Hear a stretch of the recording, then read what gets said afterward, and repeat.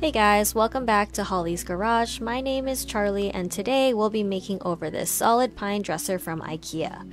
As you can see, the previous owner had let their kids draw all over it with some pink crayon and the little stinker was actually standing in one of the drawers when we went to get it. But it's okay because she was pretty cute.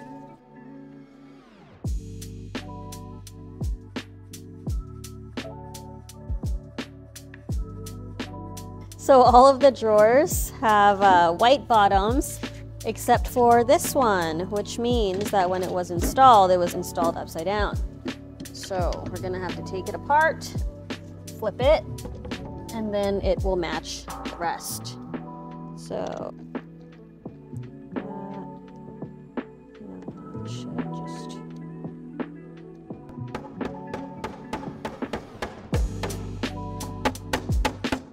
now the drawer front is loose, we can take it off. Side. And then I can take off this drawer thing. Flip her around. And then okay.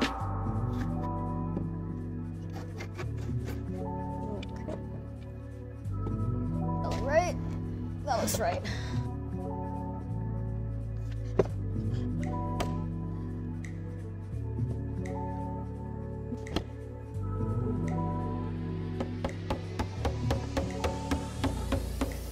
Have it in place, just put the cams back in and then you twist it and lock it in place. So now that the drawer is fixed, we're just going to clean the dresser with some diluted simple green. So I'm trying not to flood the dresser here with too much water because since this piece is unfinished, the raw wood will soak up a lot of water and then that excess water can make the wood, kind of warp and also take a long time to dry too. So now I'm just going in with this Bondo glazing and spot putty. So this is like a one part, basically like a ready to use Bondo, and I'm just using it on the knots here.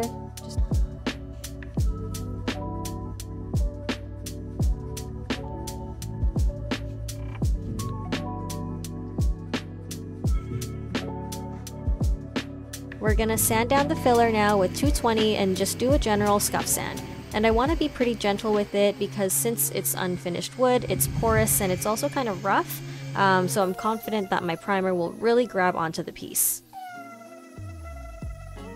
We've got Kendall removing the tracks and I'm taping off the base because initially I had wanted to leave it natural. I already know that I want to do something that involves trim and linen, so keep watching to see how we make it happen. Okay, so I'm planning on painting the frame of the dresser, so I'm going in with my favorite Kilz primer.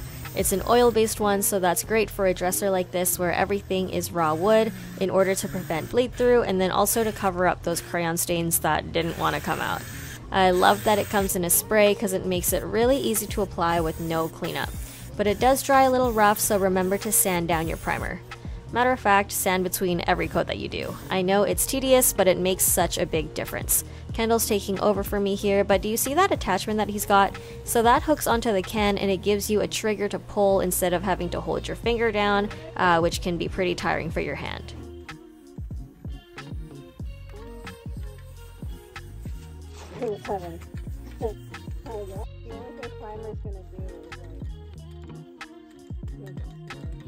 I'm not gonna do anything to the drawers yet, but don't worry because I've got a plan. I do want to do some picture frame trim on the drawer faces, so I need to miter my trim with my saw, but before we do, we had to change the blade because the old one we were using was getting really dull and I was getting a lot of tear out. So this is the first time that we're actually changing the blade because we don't really use the saw that often, so it was a lot of inspecting and watching YouTube videos on how to do it, but eventually we got it installed and we were ready to go. But unfortunately we didn't film the first couple cuts. But basically what I'm trying to do is line the outside of my drawer faces with the trim, so I measured out how long I needed it to be and then we made the cuts. So I've done most of my side miter cuts, but if you were starting, if you were to do it, I have my template here, which I've marked with a T, and that way I can just go off of one instead of going off of the next and the next, which might give you like a little bit of a difference every single time. So I take my piece, which I've also mitered this, and then I put it up against my jig, which is just a board with a little 45-degree triangle over here clamped down. So I take my piece and my template, butt it up that, make sure the lines are straight, like that. And take your pencil, and then you just mark it. My trim's not flat, so it's kind of hard, but you get the idea. Right. And that's about right. And then I'll measure it against this piece.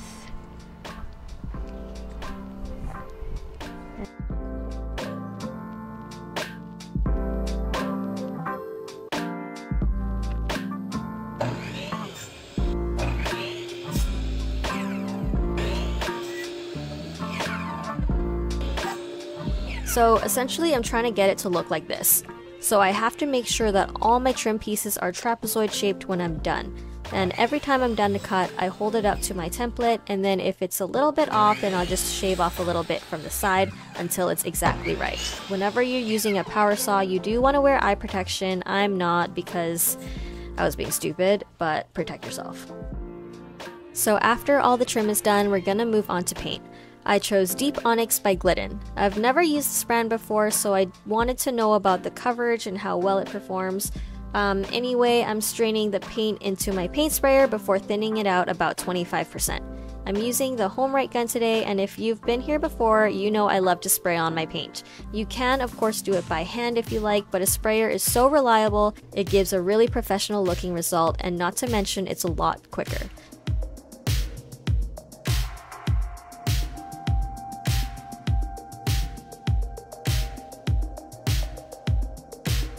The coverage of this paint was actually really good, and the paint looked really great after only one coat, but I did do one more just to be safe.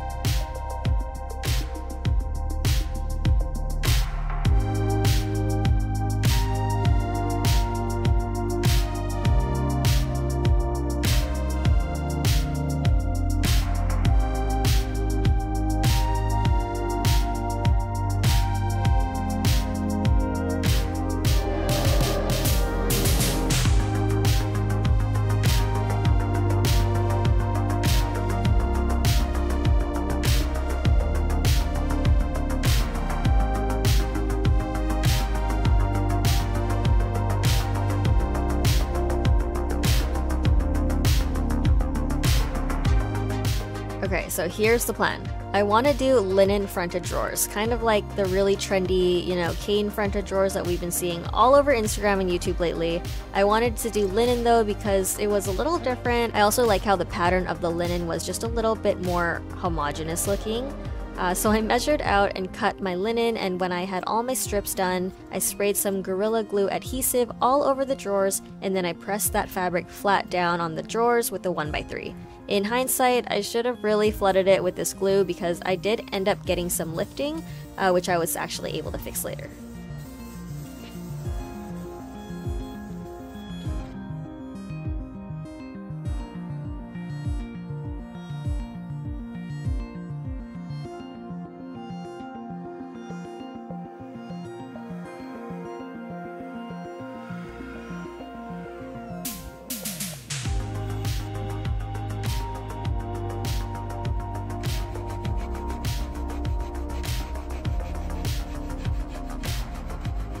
We're painting the trim with a small brush just in the same black color that we did earlier.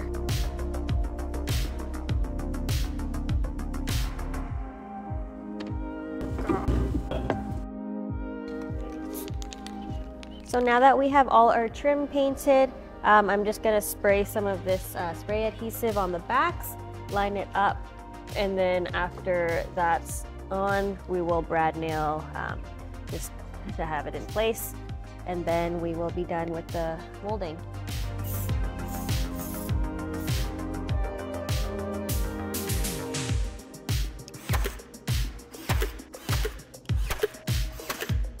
After all the nails were in, we filled the holes with some Timbermate and sanded it down. We chose to use Timbermate because it's brown, so when we go over it again with paint, there will be a darker base for better coverage as opposed to like a normal yellow filler. Now to seal everything in, we're going to be using Behr's water-based polyurethane. I'm also sealing the drawers to give it some stain resistance against potential spills and dirt, otherwise it would just soak right into the fabric and be really hard to clean.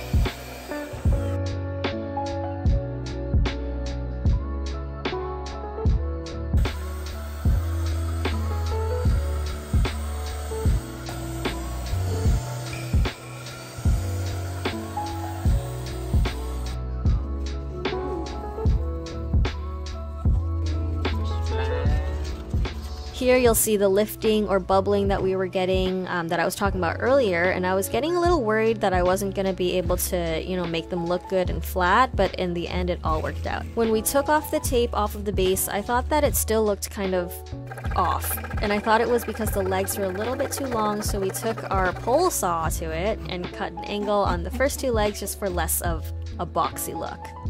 And I had originally wanted to leave the base natural, but I ended up changing my mind and thought it would look better black, so we just did it black.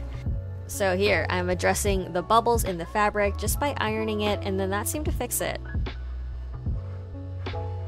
And now the last thing to do is to just install the handles. And if you want to know how I do this, I'll put a card to a video that I have where I'll explain it in detail.